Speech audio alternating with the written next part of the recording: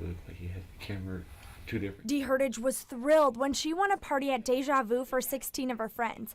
But those feelings ended at the club's front doors. He scanned my driver's license and we started to walk past him and he tapped me on the shoulder and said, "Excuse me, ma'am, you have to leave, you're banned."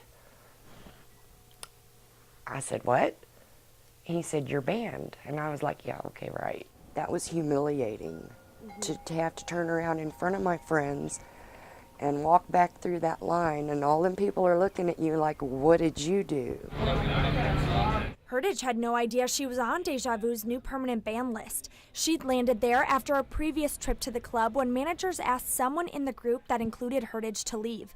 The club flagged everyone in that group and looked each of them up on Missouri's legal database, CaseNet.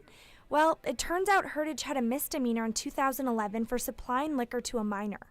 It wasn't a criminal, violent, offensive charge or anything. It was a misdemeanor. She probably was not one of these threats.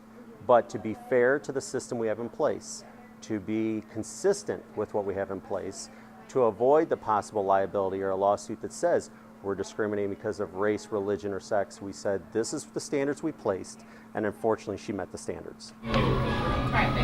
Iswan says more than 3,000 people walk through Deja Vu's doors every weekend, and he's lost 10 to 15% of them because of this new policy.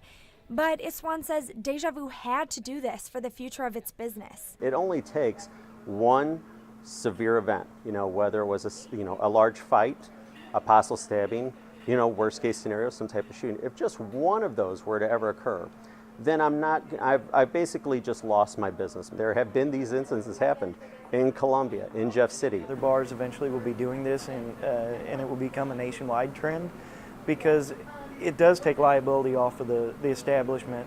It does make it a safer environment if the known problem makers aren't allowed back into the bar. Branson would be a big spot. Iswan says there's an opportunity for people to get off the permanent ban list. But Hurtage says even if she clears her name here, she never wants to go back to Deja Vu. Emily Allen, KOMU 8 News, Columbia.